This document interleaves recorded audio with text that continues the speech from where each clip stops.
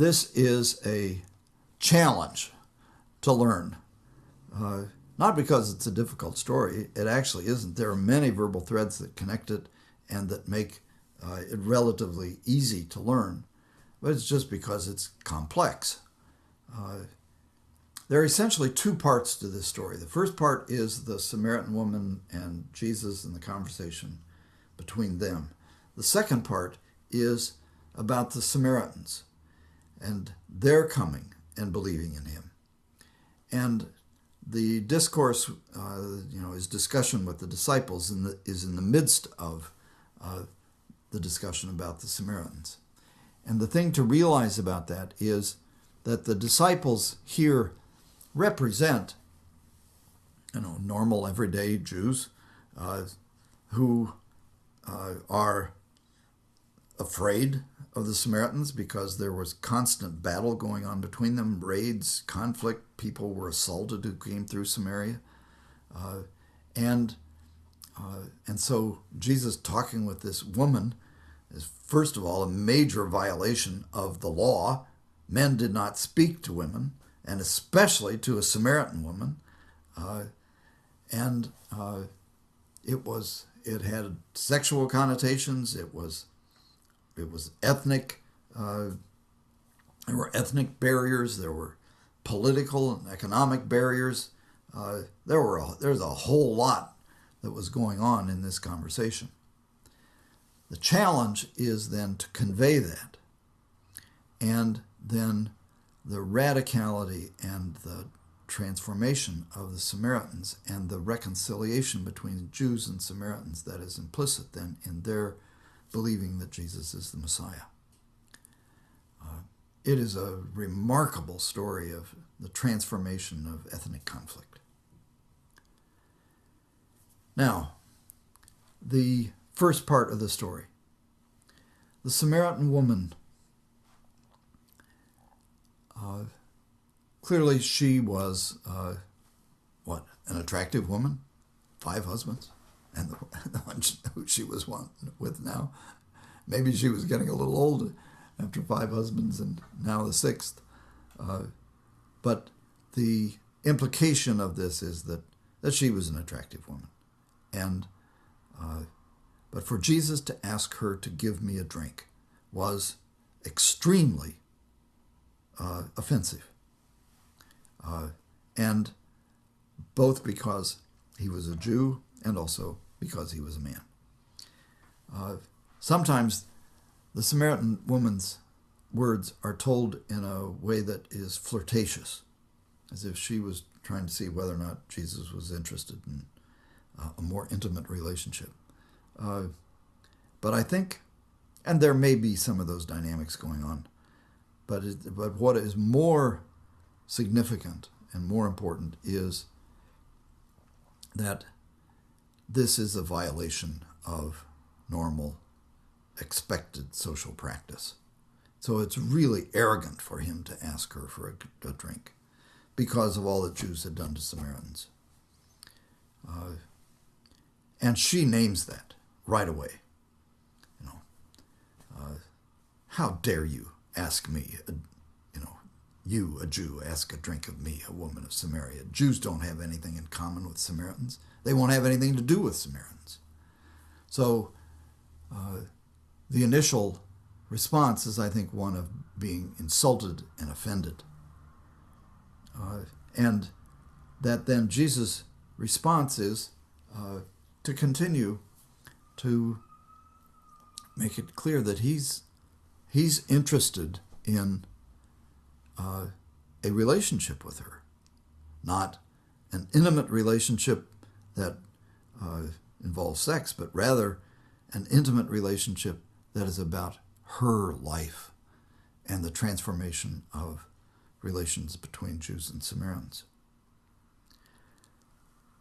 And so this dynamic conversation between them is a conversation in which Jesus asks makes one provocative statement after another, and gradually her hostility is transformed into both curiosity and respect. It is important, in order for this conversation to be credible, that Jesus' words to her, "You're right in saying I have no husband, for you've had 5 husbands. The one you have now is not your husband. What you said is true," has no tone of disdain in it at all. It is simply a factual description. It is honest.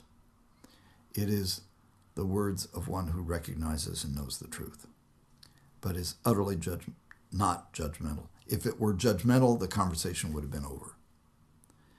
And so, in order for this to be believable, those words need to be utterly without a tone of disdain or judgment or critique or something.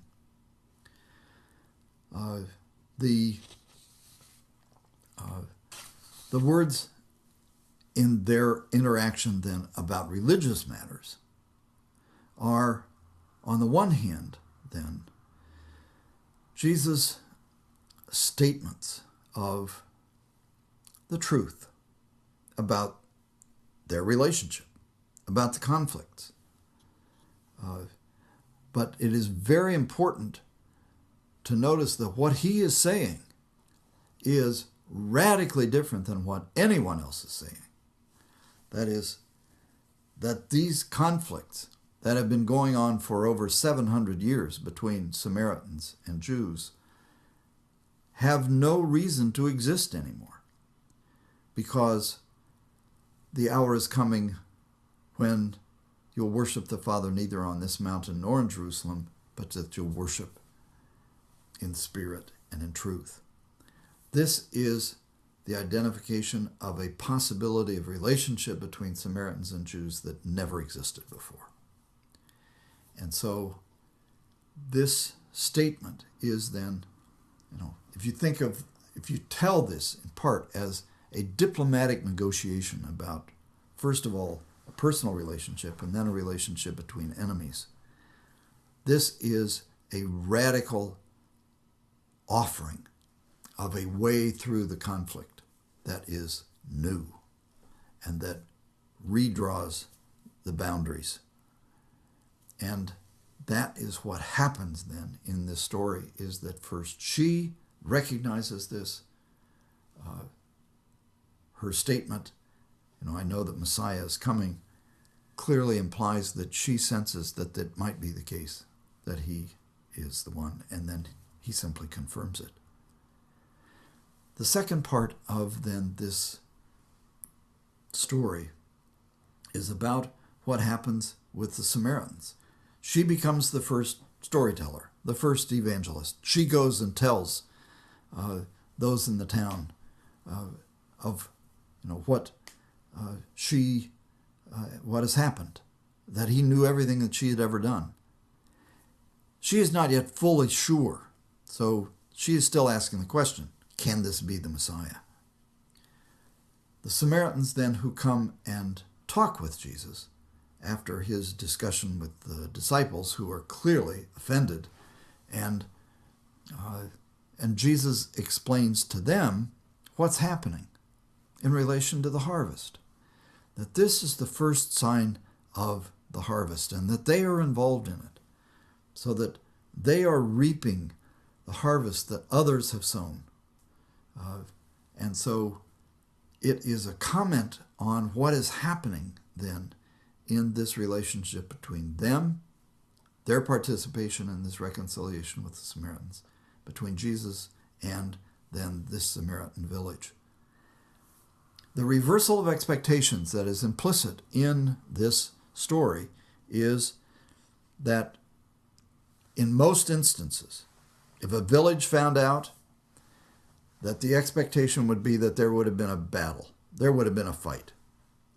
They would have either, driven Jesus and his disciples away, or they would have had actual physical combat. What happens then in this new relationship that is established between Jesus and the Samaritans is a transformation of politics and religion. It's a transformation of conflict into reconciliation and peace. And so This is a story about the making of peace where there had been only conflict. Around, then, the belief in Jesus as the Messiah.